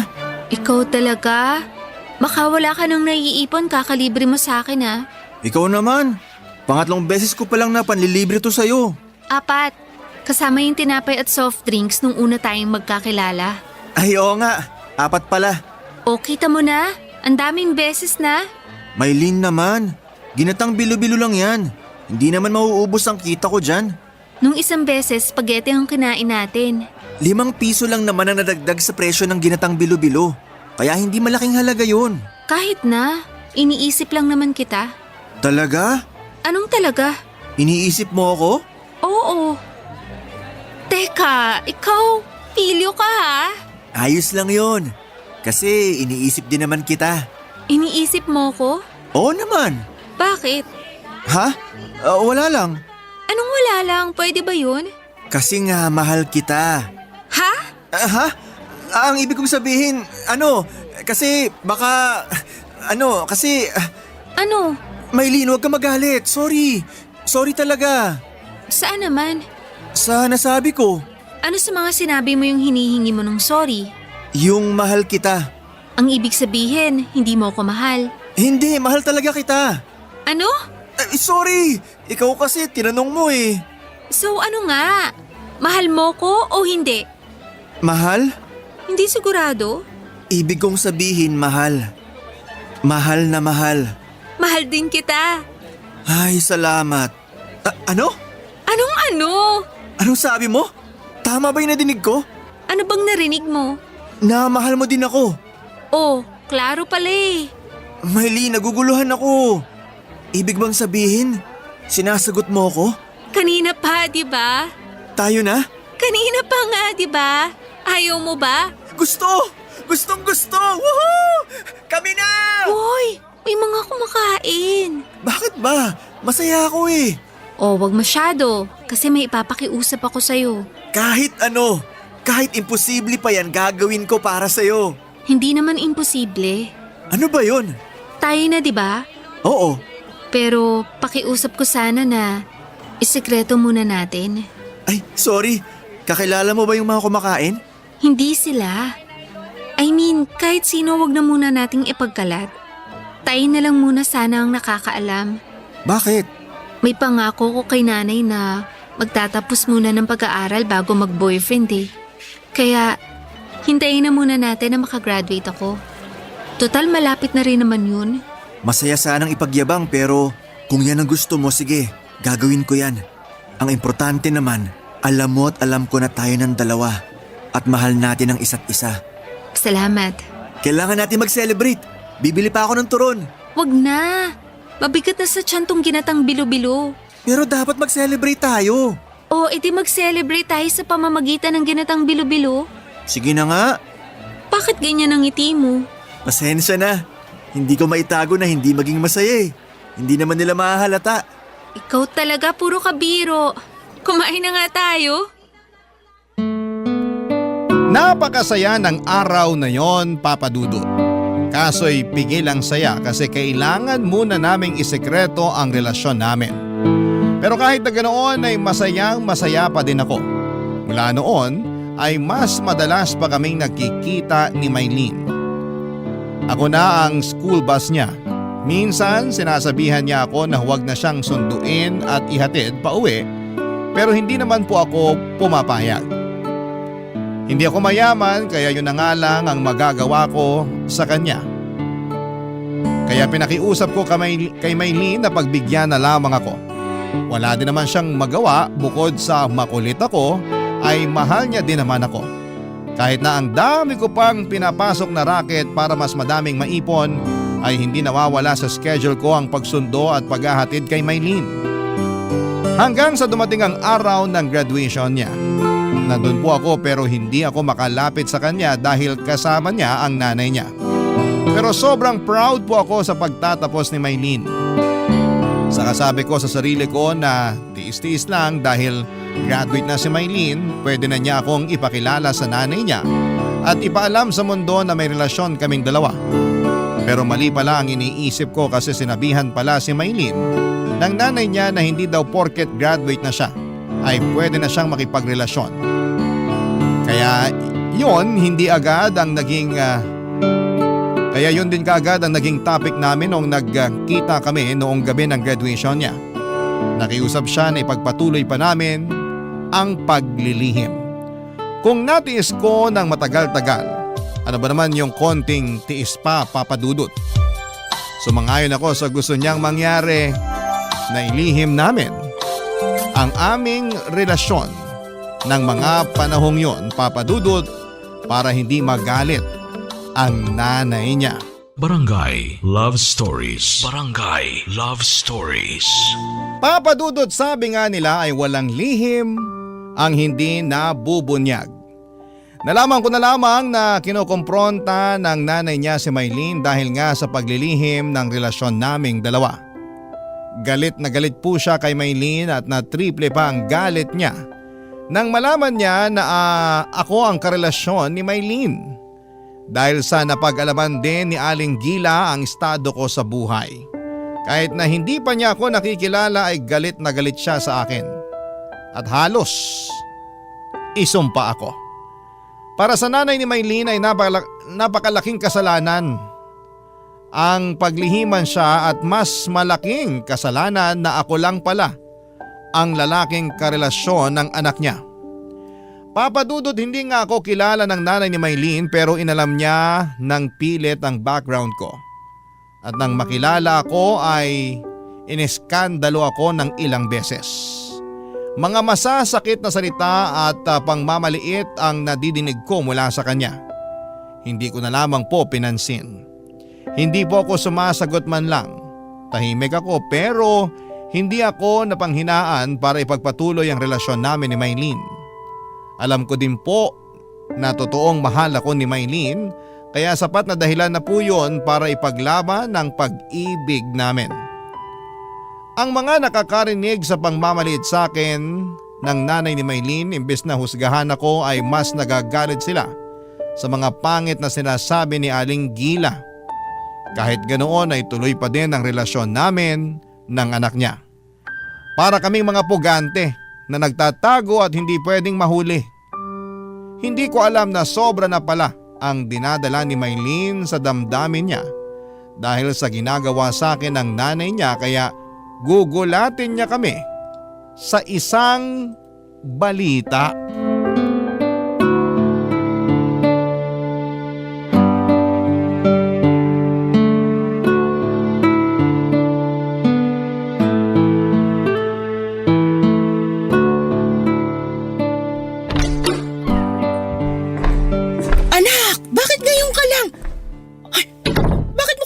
Lalaking yan? Magandang gabi po, Aling Gila. Lumayas ka rito. Ang kapal naman ng pagmumukha mong tumuntong sa tahanan ko. Nay, tama na. Aalis na muna ako, Maylene. Hindi, dito ka lang. Aba, sino ka para magdesisyon dito? Tahanan ko ito. Ganun ba, Nay? So wala po akong karapatan dito? Paalisin mo ang lalaking yan kung gusto mo ng karapatan. Hindi! Maylene, baka mag-away kayo. Aalis na ako. Umalis ka na! Hindi siya aalis, Nay. Nandito kami dahil may sasabihin kami sa inyo. Sabihin mo na! Tapos paalisin mo na yung lalaking yan at ayoko nang makitang pagmumukha niyan dito kahit kailan! Buntis po ako. Si Andoy ang tatay. Ha? Hayop kang lalaki ka! Lumayas ka rito! Ang kapal na mukha mo! Sinira mo ang mga pangarap ko para sa anak ko! Nay, pangarap mo sa akin o pangarap mo lang? Isama niyo naman ako sa mga plano niyo. Bakit ikaw nagplano ka ng ganyan? Sa palagi mo matatanggap ko yan? Nangyari na to, Nay. Wala na tayong magagawa. Ipalaglag mo yan! Ano? Nay, naririnig niyo ba ang sarili niyo? Ipalaglag mo yung batang yan o putulin mo ng pakikipagkita sa lalaking yan! Hindi ko akalain na kaya niyong sabihin ang mga bagay na yan. Ipalaglag? Hindi ba kayo natatakot? Wala na akong pakialam. Parusahan ako basta huwag ka lang mapunta sa lalaking yan! Pwes, Nay, nakapagdesisyon na rin ako sa gagawin namin. Aalis na lang ako dito at magsasama na kami ni Andoy. Ano? Tigilan mo yung kahibangan mo! Sorry, Nay. Paalam po. Halika na, Andoy. Ha? Sandali! Aalis na kami, Nay. Huwag anak! Huwag ka aalis! Ay, pasensya ka na sa nasabi ko. Hindi ko sinasadyang masabi na magpalaglag ka. Huwag kang umalis. Sige po. Pero sa isang kondisyon. Dito rin titira si Andoy. Ano? Siya ang tatay ng anak ko kaya dapat kasama ko siya. Anak, ano ba naman yan? Kung hindi po pwede, aalis na lang kami. Sandali. Sige na. Dito mo na patirahin yung lalaking yan. Baka sinasabi niyo lang po yan. Hindi, payag na ako. Huwag ka lang umalis, anak. Sana pakasamahan niyo na maayos si Andoy. Nay, Oo na. Sige na. Papasok na muna ako sa kwarto. Masakit ang ulo ko.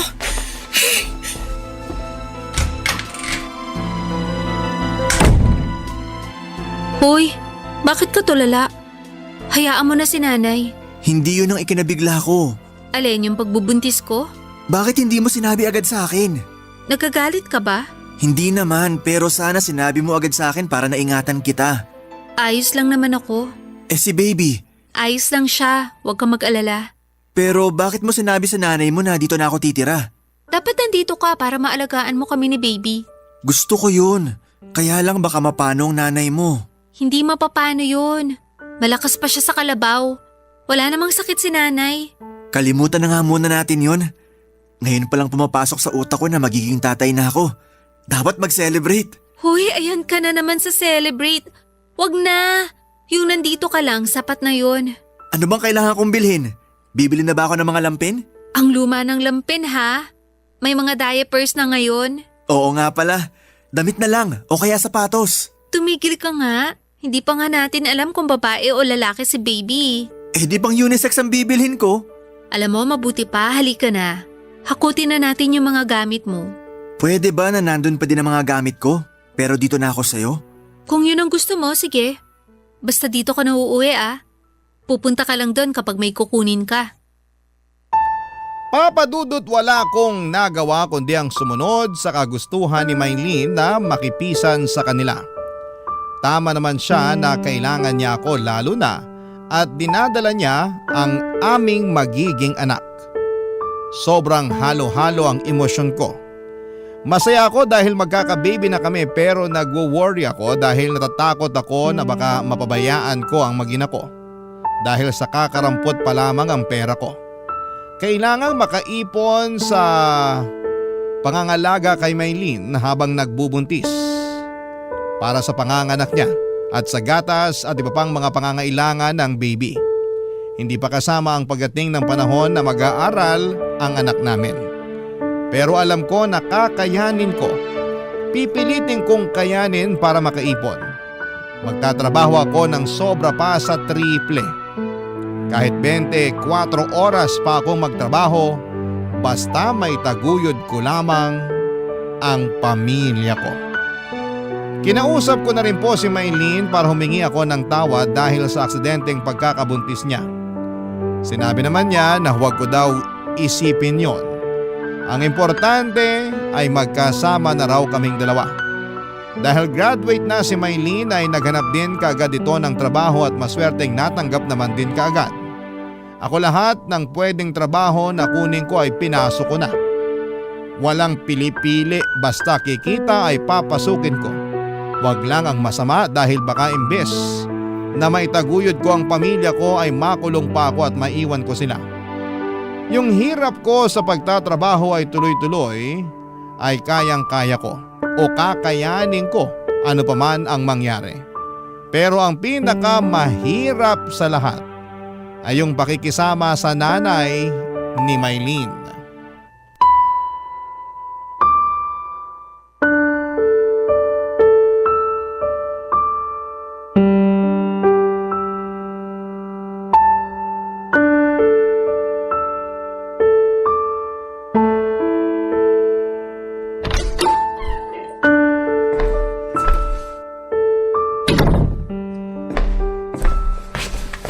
Naku, nandito na palang senyorito. Magandang tanghali po, Nay Gila. Hoy, ang kapal mo! Huwag mo akong tawaging nanay. Pasensya na po. Bakit ka nandito? Dapat nagtatrabaho ka. Hindi ka na nahiya? Ang anak ko pang bumubuhay sa'yo. Gusto ko po magbigay ng pera, pero sabi ni Maylene itago ko na lang daw sa bangko para sa pangangailangan sa hinaharap. Umuo ka naman kaagad. Siyempre sinasabi ng anak ko yon kasi hampas lupa ka. Hindi naman po. Anong hindi? Kung hindi ka hampas lupa, ano ka? Excuse po muna. Anong excuse? Nag-i-Ingles ka pa, wala ka namang pinag-aralan. Nakatapos naman po ako ng high school. Ay, ipagyayabang mo yan. Hindi pa din maitatago na bobo ka. Papasok na po muna ako sa kwarto. At bakit? Magpapahinga lang po ako. Kapal! Magpapahinga habang yung anak ko nagpapakahirap. Masakit lang po ang ulo ko. Nagdadahilan ka pa para sa pagkabatugan mo. Hoy, pumayag ako na dito ka tumira pero hindi ibig sabihin na tanggap kita at lalong hindi ibig sabihin na magpakasenyorito ka rito. Ihihiga ko lang po sandali. Maglinis ka nitong bahay. Dito ka nakatira, hindi ka man lang tumulong. Ano ako dito, katulong mo? Sige po, lilinisin ko po mamaya. Ngayon na! Masakit lang po ang ulo ko. Wala ka talagang pakinabang. Palibhasa, walang pinag-aralan. Ano po bang lilinisin? Sira ulo ka pala eh. Alam nga namang isang parte lang nitong bahay ang linisin mo. Linisin mong buong bahay. Opo, Ano pang hinihintay mo? Ayan ang walis. Ayan ang basahan. Kilos! opo. Huwag mong madaliin! Wala ka talagang utak na bobo ka. Aling Gila, hindi po ako bobo. Bobo ka. Sobra naman po yata yung sinasabi nyo. O ano ngayon? Lalabang ka? Porke wala ang anak ko, sasaktan mo ko? Hindi naman po. Sasaktan mo ko? Aray! Wag! Maawa ka! Ano po nangyayari sa inyo? Wala pa akong ginagawa. Aray! Tulungan niyo ako! Sinasaktan ako ni Andoy! Tumigil po kayo. Tingnan natin kung sinong paniniwalaan ng mga taga rito. Ako o ikaw na pabigat? Huwag nyo naman pong gawin sa akin to. Anong wag? Makukulong ka! Subukan nyo, Nay. Anak! Mabuti dumating ka! Sinasaktan ako ng lalaking yan! Hindi totoo yan, Maylene. Ako pa ngayon ang ginagawa mong sinungaling? Nay, kanina pa ako nakasilip sa pinto. Kitang-kita ko at dinig ang lahat ng nangyari. Ano ba naman kayo, Nay? Anak! Kakampihan mo pa yung lalaking yan kesa sa akin? Ipapakulong ko yan! Sige, Nay, kung yan ang gusto nyo. Maylene, wala akong ginagawa. Alam ko. Kaya nga hintayin natin ang mga pulis at ako na magwi-witness. Anak, ano ka ba? Ako na nga sinaktan dito! Mapapatunayan niyo po ba? Sapat ng salita ko. Sige, Nay. Kung mas gusto niyo maiskandalo pa ang pamilya natin. Anak, ano ba nangyayari sa'yo? Maylene, para matapos na to, babalik na lang ako sa bahay. Araw-araw na lang akong dadalaw para kumustahin ka. Ako pa din naman na nagsusundo at naghahatid sa'yo. Mabuti pa nga. Salamat naman. Sandali. Kukunin ko lang ang mga gamit ko para doon na tayo sa bahay mo. Ano? Anak, huwag ka sumama! Hayaan mo na siya! Ewan ko na sa inyo, Nay. Ayoko magalit sa inyo kaya kami na lang ang aalis. Huwag ka nang umalis, anak! Please! Hindi ako aalis. Pero mangako kayo na ito na ang huling beses na pagsasalitaan at pag-iisipan nyo na masama si Andoy. Mangako kayo at gawin nyo. Oo, anak. Papadudot natapos na naman ang araw na yon at muling nangako si Aling Gila. Tahimik kami ng ilang araw, walang panunumbat, walang parinig. Akala ko ay ayos na ang lahat pero may mas malaking pasabog pala si Aling Gila. Pinagplanuhan niya ang isang bagay na ikakasira ko para tuluyan akong itakwil ni Maylene. Ang naging plano niya ay kinausap ang isa sa mga kakilala ko at kinontsaba na yayain akong uminom at lasingin. Pagkatapos noon ay may papupuntahin silang babae na inupahan para magpanggap na karelasyon ko. Siyempre hindi lang yon, planado na rin na darating si Aling Gila kasama si Maylene para mahuli kami ng inupahang babae na nakakandong sa akin kahit na wala na akong malay. Nakakatawa nga na may gagawa pala talaga ng ganon. Yung tipong ginagawa ng mga kontrabidang nanay sa mga pelikula. Pero syempre, huli na noong nalaman ko kasi nagtagumpay si Aling Gila. Malay ko ba naman kasi na tatablahin ako ng kakilala ko at ipapain ako ng ganon. Kaya huling-huli ako ni Maylene, Papa Dudut, na may kalampungan na babae na wala akong kaalam-alam. Siyempre, gaya ng inaasahan ay galit na galit si Maylene. Mag-iiskandalo at aawayin ang inupahang babae. Barangay Love Stories. Barangay Love Stories. Papadudot matapos mag-iskandalo ni Maylene ay umalis ito nang hindi man lang sinundan ni Aling Gila. Nagpaiwan siya para makausap ang mga kakonsyaba. Inabutan niya ng pera ang kakilala ko pati ang babaeng inupahan niya.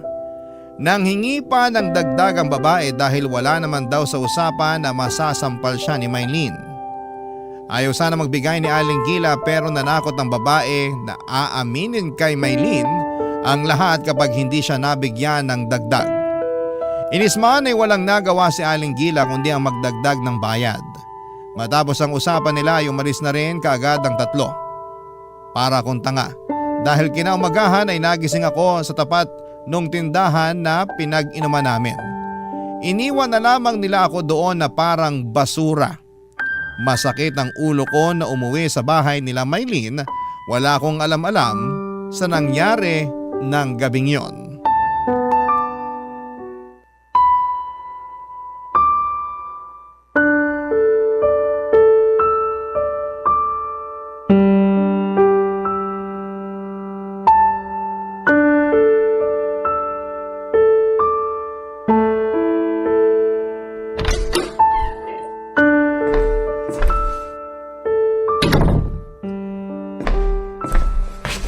Ayun na ang magaling na lalaki. Magandang umaga po, Aling Gila. Ay, talagang magandang umaga ko ngayon. Ewan lang sa'yo. Po? Ewan ko sa'yo. Si Maylene po. Bakit? Nasaan po siya? Iwan mo muna kami, Nay. Tawagin mo lang ako.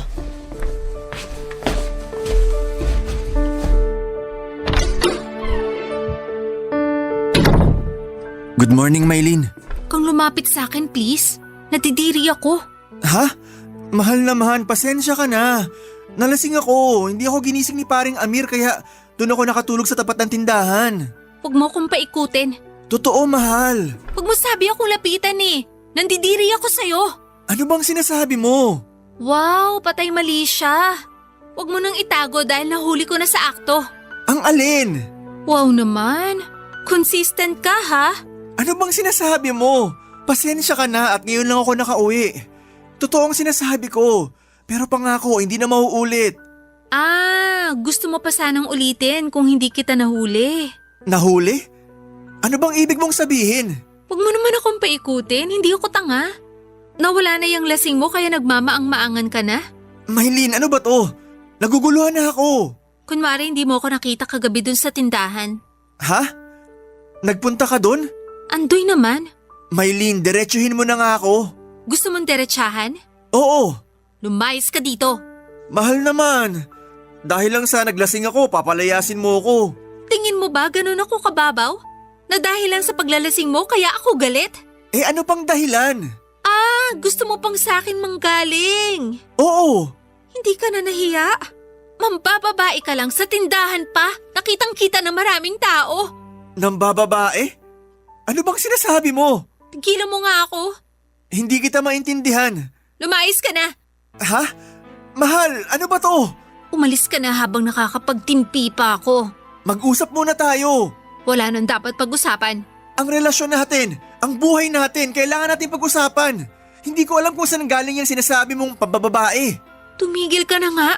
Huling-huli ka na, lumulusot ka pa. Nagpunta kami ni nanay kagabi sa tindahan. At huling-huli namin na may nakakandong sa iyong babae. Nakakadiri ka? Sakali kapag gumawa ng kababuyan mo? Hindi totoo yan. Hindi ko alam ang sinasabi mo. Lasing na ako kagabi. Wala na akong nahaalalang ganyan. Kaya nga lumayas ka na para tapos na. Ano ka ba? Kung ano man na nakita mo, hindi totoo yun. Baka may nag-setup lang sa akin. Huwag naman ganito. Gusto ko kayong alaghan ng anak natin. Walang anak! Hindi talaga ako buntis. Sinabi ko lang yun para tantanan na tayo ni nanay. Para hayaan niya na tayo magsama. Pero mali pala ang ginawa ko.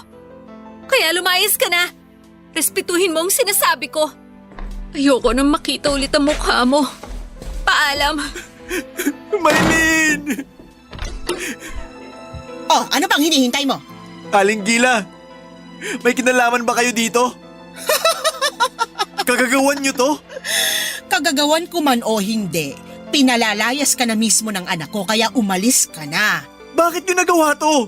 Wala akong inaamin sa'yo. Alam kong kayo nagplano nito. Alam mo, ang dami mong sinasabi, umalis ka na bago kita ipabarangay. Tandaan mo, hindi kayo kasal ng anak ko. Mahal ko ang anak niyo. Mabuti pala hindi totoong buntis si Maylin, kaya mas mabuti talaga na mabura ka na sa buhay niya. Layas! Aling Gila! Layas! Papadudot mahal ko si Maylin kaya sinabi ko na gagawin ko ang lahat para maiayos ang sinira naming pagmamahalan. Ayokong umalis noon. Kakatukin ko sana si Maylin sa kwarto para muling kausapin pero handa talaga si Aling Gila. Isang sigaw niya lang ay may mga kalalakihan na pumasok ng bahay para ilabas ako. At sa kanto ay pinagulpi pa niya ako. Tulad nga ng nabanggit ko kanina ay para talagang isinabuhay ni Aling Gila ang mga napapanood niya sa pelikula.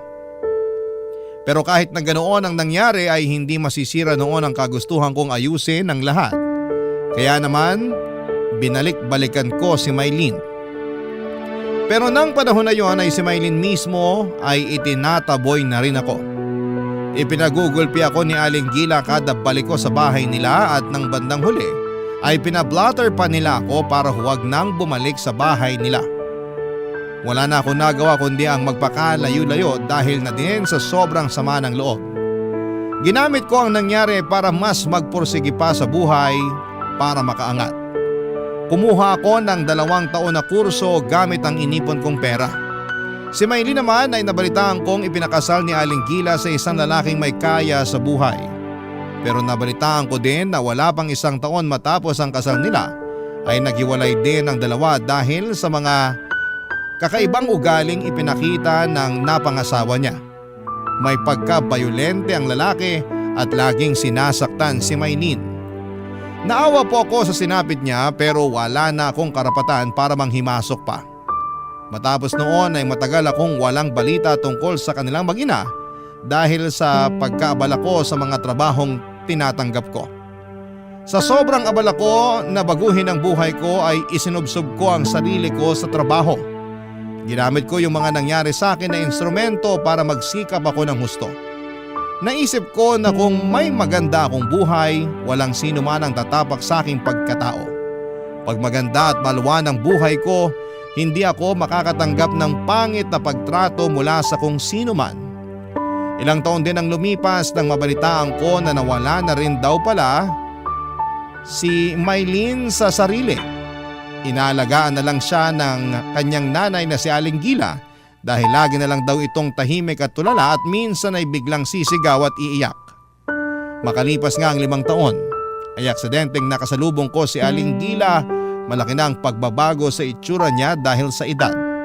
Nagulat ako nang siya ang lumapit para kausapin ako.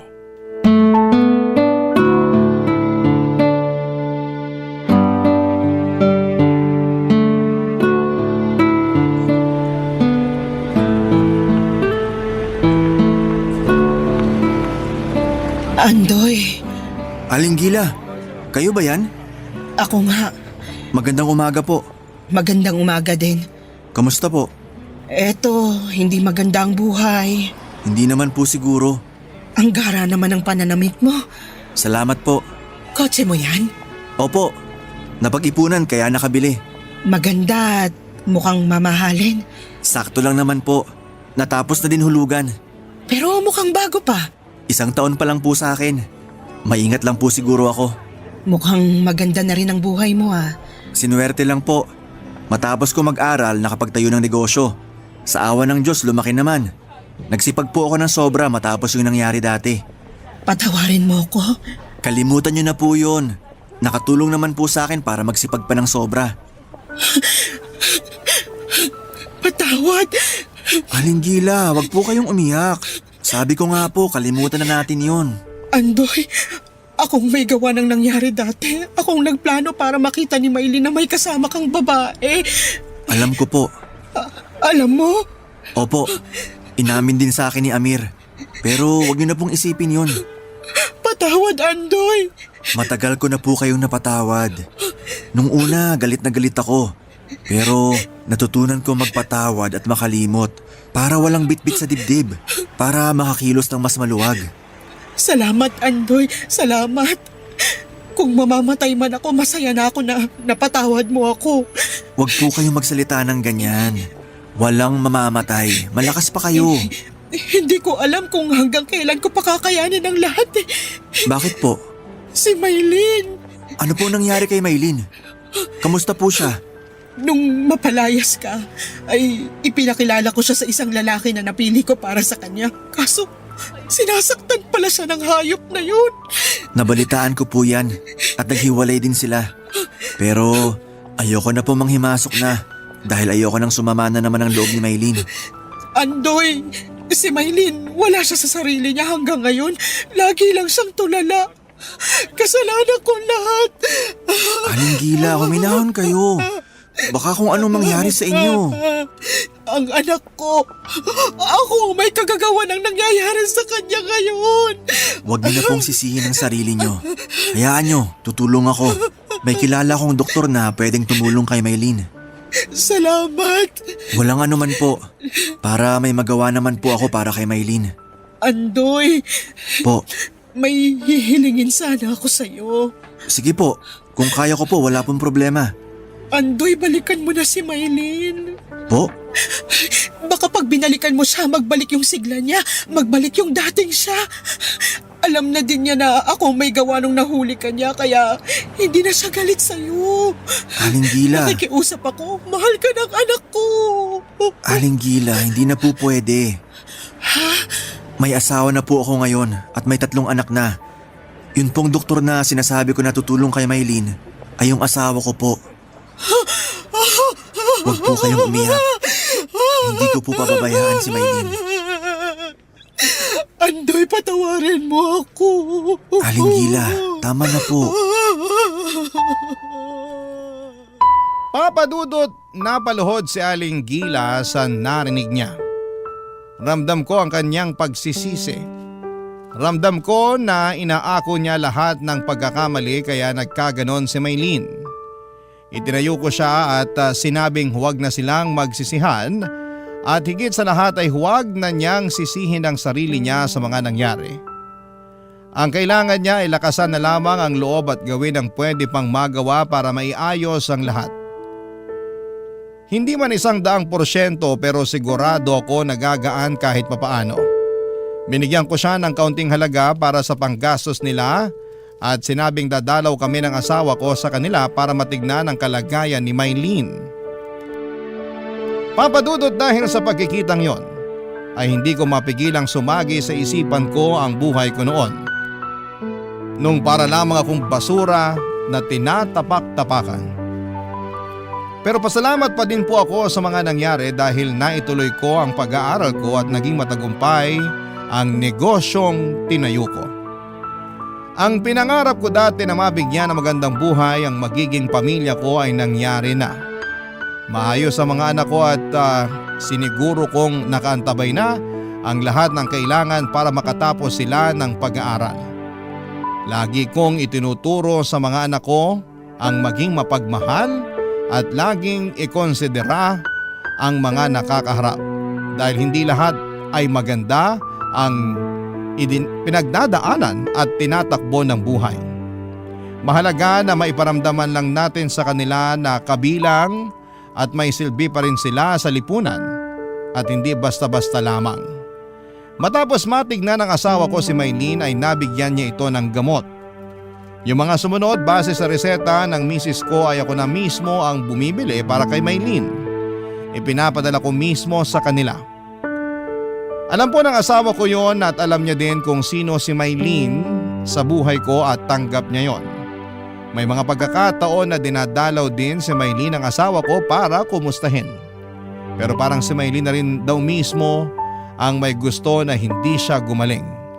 Makalipas ang mahigit 20 taon ay binawian na rin ng buhay si Maylene. Ang pagkawala ni Maylene ay ang naging closure ko na rin. Opo Papa Dudut, kinalimutan ko na po ang mga nangyari at nakapagpatawad na ako. Pero may naiiwan pa po talaga sa puso ko na hindi ko matanggal hanggang sa maging malaya na muli si Maylene. Yun po ang naging closure ko. Naiwan na pong mag-isa si Aling Gila kahit nangyari. Ang mga nangyari ay tinutulungan ko pa rin siya hanggang sa ngayon. Nagpapadala pa rin ako ng kaunting tulong buwan-buwan para sa gastusin niya na siyang ipinagpapasalamat naman ni Aling Gila. Malaking tulong po sa akin na maibahagi ang kwentong ito habang sinusulat ko ito ay hindi ako umaasa na may tatampok ito sa programa ninyo. Dahil alam kong marami ang mga nagpapadala. Ngunit pinagpapasalamat ko po kung sakasakali. Papadudot yung magkaroon lang ako ng lakas ng loob na isulat ito at mailahad ang damdamin ko ay sapat na para sa akin na tulong para sa kapayapaan ko na rin. Maraming salamat po at sa lahat ng mga kasama mong bumubuo ng Barangay Love Stories. Hindi nyo lang alam kung anong tulong ang naibibigay ninyo sa isang katulad ko na kailangan ng platform na ito na mapaglalaharan ng mga saloobin. Maraming salamat po sa pagbasa ng aking kwento at nawa ay manatiling nakatutok ang mga kapuso natin sa Barangay Love Stories. Ang inyong forever kapuso at kabarangay, Andoy. Nagustuhan ng iyong napakinggan? Ituloy yan via live stream sa www.gmanetwork.com/radio. Barangay LS 97.1 forever.